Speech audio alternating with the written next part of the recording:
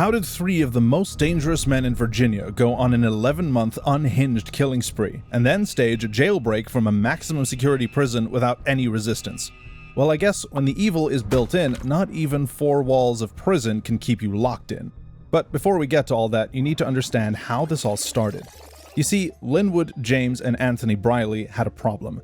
They loved violence, and were fascinated with it from a very young age. I mean, if there were awards for most dysfunctional sibling hobby, these three would have snagged the gold medal, the trophy, and probably stolen the podium too. Born to James Briley and Bertha Briley, these kids didn't particularly have a rough childhood. There were no abusive parents, no trauma, and definitely no cursed VHS tapes they watched one stormy night. They actually lived in an average middle-class neighborhood, and the father, James, worked at the school's street concrete block factory, and people there would even describe him as a good man. Bertha, their mom, was not only a devoted wife and mother, but equally a good Christian lady who worked most of her life at the grill of the Virginia Union University. Basically, they had the kind of upbringing that should have produced PTA presidents or Little League coaches. Not unrepentant murderers who didn't just embrace chaos, they became its official mascots.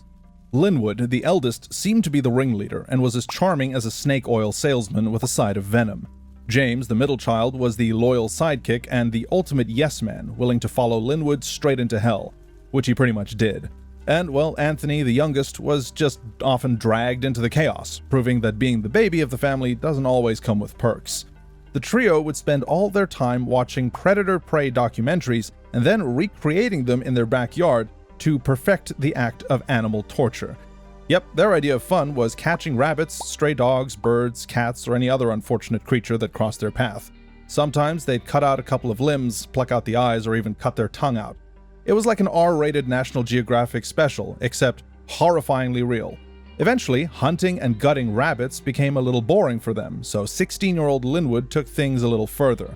On one sunny Tuesday afternoon, he just casually fired a .22 caliber bullet into the back of his elderly neighbor, Orlean Christian, while she was, get this, hanging laundry.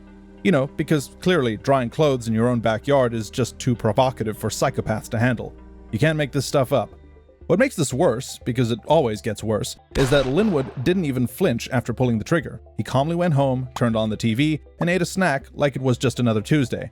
Now, at first, the shooting was chalked up to an accident, but Linwood couldn't resist bragging about his achievement to his younger brothers. And when bragging to just his brothers wasn't going to fit his ego anymore, he moved on to the streets. Linwood told every Tom, Dick, and Harry who cared to listen that he slugged some old lady because she was pissing him off with her stupid laundry. Well, of course, the police caught wind of his open confession and brought him in for questioning. And you'd think this guy would at least try to lie, right? Well, no. He confessed word for word exactly how he shot poor Orlean, like he was explaining how he tied his shoes that morning. Later, during a psychiatric evaluation, Linwood also added that the lady was already old and was just gonna die anyway. Well, that's not exactly how the circle of life works, Linwood. Now, any police officer or judge in their right mind would have known that this was just one bad apple that didn't need to be amongst the rest of society. But not the Virginia government in the 1970s, because after investigation and a whole-ass confession, Linwood was only charged with freaking voluntary manslaughter, not murder, and he was sentenced to just 1 year in a juvenile detention facility. I guess that's the ultimate version of boys will be boys. Well, they paid dearly for this sad call of judgment because it set the pace for what was to come. Instead of turning a new leaf after release, Linwood turned into an entire toxic forest. And that brief stint in juvie only gave him time to brainstorm new ways to be evil. So as soon as he got out, he took the family business of violence to a whole new level, and decided to rope his brothers into the madness. The debut act of horror was on March 12, 1979, when the brothers, alongside their accomplice, a teenage boy named Duncan Meekins, yeah, they had an accomplice, who was a 15-year-old boy from a pretty solid family. He was a good student and an altar boy in church, and apparently had a good head on his shoulders, but he wanted what the Briley brothers had, that is to say, brothers, and this made him try to become part of their circle. Only he probably didn't know what he was getting himself into until it was way too late. Duncan would be said to be easily manipulated and controlled into doing things, which was honestly how the dynamic of their killing gang worked. Linwood and James made all the executive decisions, while Anthony and Duncan followed like loyal lapdogs. Well, on March 12th, the four broke into the house of William Butcher, a 59-year-old vending machine serviceman. The gang violently attacked him and his wife while they went in to rob them. After this, they set the house on fire and left William and his wife in there to choke to death. Thankfully, William was able to get out of his binds in time to flee the fire, and they survived. Barely 9 days later, the gang struck again, and this time they targeted Michael McDuffie, a 23-year-old man who was just minding his own business. McDuffie was attacked on the street, shot multiple times, and just left for dead for absolutely no reason. They didn't even rob him. This was violence purely for the thrill of it. No motive, no connection, just cold, random cruelty. And it was this randomness, this kind of senseless act of just hurting people for the fun of it, that made them so scary. Anyone could be their next victim. They didn't have any motives, patterns, or even preferences. Old, young, rich, poor, male, female, it didn't matter. Everyone was fair game. Well, on April 9th, 1979, Mary Gowan, a 78-year-old woman, became the next victim when the Brileys broke into her home. They didn't just rob and kill her, though. They took their time torturing, beating, and taking turns to sexually assault her. I mean, when the police got to the corpse of poor Mary Gowan, her body was mutilated beyond recognition. Gowan's murder basically showed the escalating cruelty of their spree. For them, a family that slayed together, stayed together. By Independence Day, on July 4th, 1979, the Briley Brothers were fully unleashed. They lured Christopher Phillips, a 17-year-old high school student, into a field under the pretense of hanging out. Once isolated, they attacked him, tied him up, and beat him to death with a baseball bat. Apparently, Linwood had decided that Phillips had disrespected them because he looked at their car. But the horrors don't stop there, because on the 5th of October, their brutality escalated to new levels of unthinkable horror in a terrifying double murder of Virginia Barton, 79, and her daughter Blanche Barton, 44. They invaded their home, tied them up, gang-raped the both of them, and killed them execution style. Bullet to the center of the head kind of thing. After robbing them. I told you everything was on the table for these guys, because why the hell are you shooting a 79-year-old woman execution style? It was a horrific, scary time for the people of Virginia. Then they took a 2-week break before storming into Harvey Wilkerson's home. First, they tied Harvey up, his 5-year-old son Harvey Barton Jr., and then proceeded to, once again, gang the pregnant girlfriend Judy right in front of her son and husband. Then they shot the entire family to death. No rhyme, no reason, just violence for violence sake. At this point, even the Grim Reaper was probably taking notes. But then, things were about to take a very interesting turn that the brothers didn't see coming. Because, on an evening like any other, as they were getting ready for another night of probable madness, the police broke down their door and put them all in cuffs, finally. Now at this point, you're probably wondering why they didn't do this a long time ago. Well, it was because they never had any solid evidence to go after the brothers. But when Duncan Meekins walked into the DPO office ready to confess to all their crimes, he provided the police with the smoking gun they needed. Duncan told the police word for word every single thing they did, from the tortures to the rape and murders. He left not one single detail out, and even told them the specific roles played by Linwood, James, and Anthony Briley.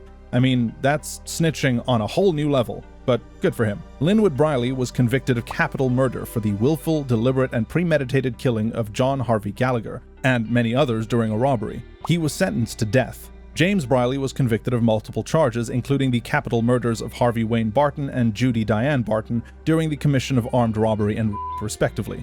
He received 2 death sentences, and even then, there was still no remorse or reaction. It seemed the threat of execution really didn't mean anything to them. Anthony Bailey, due to the fact that he was a minor when most of the crimes happened, was convicted of first-degree murder and other charges that got him a life sentence. Duncan, on the other hand, also got life in prison because of how instrumental he was in helping the police build a case. Close of chapter, right? I mean, they've already been caught, disgraced, and arrested, so nothing else could possibly go wrong. Well, wrong, because the brothers weren't going to take their sentence lying down and had taken all their cunning and ruthlessness with them to death row.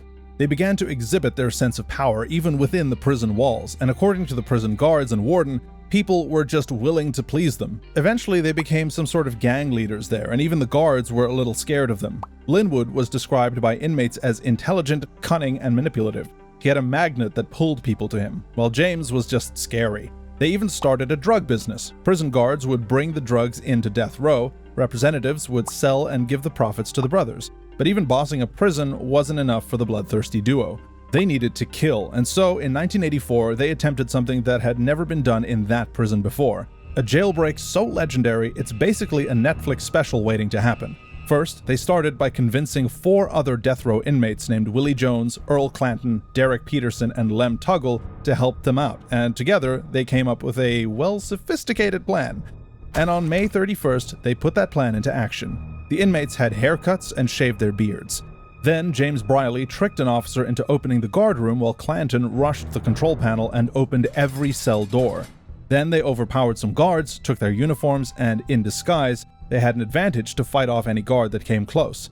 After gaining control of Block B, Linwood and his brother began another elaborate ruse. First, they forced a guard to call for emergency transport to be brought to the gate. They said they discovered a homemade bomb and asked for a van, and then made their way on foot across the compound. At this point, they had on helmets and blankets so you couldn't see their faces properly, which wasn't suspicious really considering the fact that they were allegedly transporting a bomb. The so-called bomb in question was actually a TV set covered with a blanket. They were even spraying fire extinguishers on the blanket for more effect. They safely carried it to the van, demanding and shouting that the guards open both gates at once because it was a serious matter, and the guards complied. And just like that, Linwood, James, and 4 other inmates were driving out of prison. By 11 p.m., they were gone. The news that the Briley brothers were free terrified their hometown and shot across the entire country. While a massive manhunt was launched, people began to protect themselves against a revenge attack. The level of fear escalated as sightings of the brothers were reported nationwide. And even though all 4 of the Briley's conspirators were recaptured within a few days, the brothers remained in the wind.